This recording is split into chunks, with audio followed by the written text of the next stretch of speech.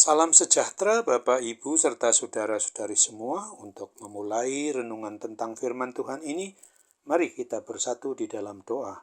Tuhan Allah Bapa di sorga yang melebihi segala akal, hati, dan pikiran kami umat manusia, berfirmanlah kepada kami sebab kami bersedia untuk mendengar, dan oleh pertolongan Roh Kudus mampukan kami supaya boleh melaksanakan hidup ini sesuai dengan kebenaran firman-Mu itu.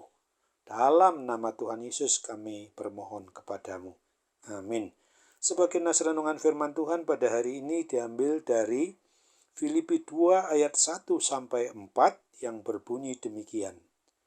Jadi karena dalam Kristus ada nasihat, ada penghiburan kasih, ada persekutuan roh, ada kasih mesra dan belas kasihan, karena itu sempurnakanlah sukacitaku dengan ini. Hendaklah kamu sehati sepikir dalam satu kasih, satu jiwa, satu tujuan, dengan tidak mencari kepentingan sendiri atau puji-pujian yang sia-sia. Sebaliknya, hendaklah dengan rendah hati yang seorang menganggap yang lain lebih utama daripada dirinya sendiri. Dan janganlah tiap-tiap orang hanya memperhatikan kepentingannya sendiri, tetapi kepentingan orang lain juga. Sebagai tema yang diangkat dari nas renungan kita adalah sehati sepikir dalam satu ikatan cinta kasih Tuhan Yesus Kristus. Nas renungan tentang firman Tuhan pada hari ini mau mengajarkan dan mengajak kepada kita semua orang yang beriman, yang percaya kepada Kristus, agar sebagai bagian dari anggota tubuh Tuhan Yesus Kristus yang kelihatan di atas muka bumi ini, hendaknya kita mau hidup seturut dengan kehendak Kristus itu sendiri, yang adalah Tuhan, Raja, dan Kepala atas diri kita umatnya. Maka sesungguhnya kita tidak boleh melakukan gaya hidup yang bersifat egois, dengan hanya mau mengikuti atau menuruti kemauan diri kita sendiri, dan mementingkan kebutuhan diri kita sendiri, tetapi hendaknya dengan selalu mau rendah hati, mau menghormati dan mengasihi sesama anggota tubuh Tuhan Yesus yang nampak di atas muka bumi ini.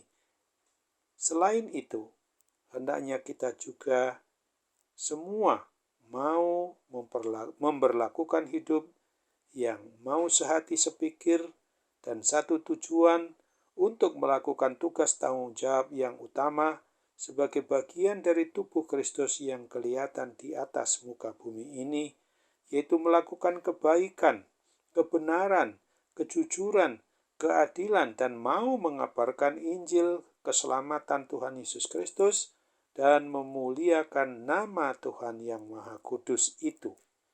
Sesungguhnya Tuhan kita tidak pernah meninggalkan dan mengabaikan diri kita umatnya ini sebagai bagian dari tubuh Kristus yang nampak di dunia ini. Tuhan telah mengatur semua bagian tubuh kita ini untuk memperoleh perhatian agar tetap terjamin kehidupannya.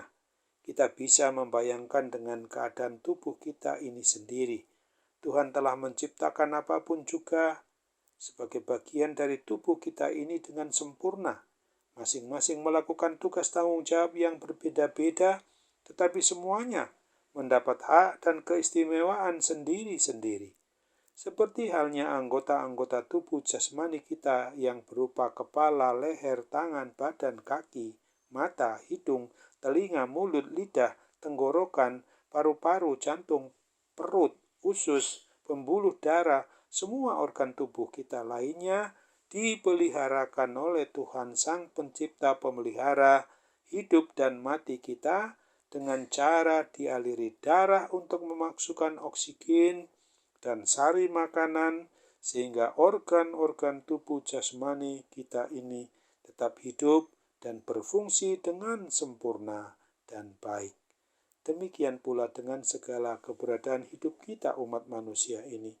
Tuhan kita Yesus Kristus mengajari dan mengajak kita umatnya ini untuk mau memperlakukan hidup yang hanya mau mempercayakan diri pribadi kita atau keluarga kita ini hanya kepada Tuhan Yesus Kristus saja, dengan cara mau tetap taat dan setia untuk melakukan semua tugas tanggung jawab sesuai dengan seluruh kemampuan dan talenta yang dikaruniakannya kepada kita umat-Nya.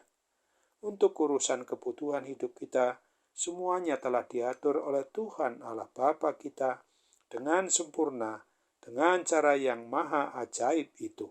Kita harus terus berharap bahwa Roh Kudus supaya senantiasa berkenan untuk menolong kita sebagai pribadi maupun keluarga orang yang mengaku beriman, percaya kepada Kristus, untuk tetap optimis tanpa rasa khawatir akan hal apapun juga. Sesungguhnya kita harus mau mempersembahkan hidup kita ini untuk melayani Tuhan dengan cara mau menuruti perintah-perintah yang sesuai dengan kebenaran firman Tuhan Yesus Kristus dengan penuh kasih dan penuh rasa syukur serta terima kasih kita, serta apapun yang kita lakukan hendaknya bertujuan demi untuk menyembah, memuji, dan memuliakan nama Tuhan Yesus Kristus yang Maha Agung itu.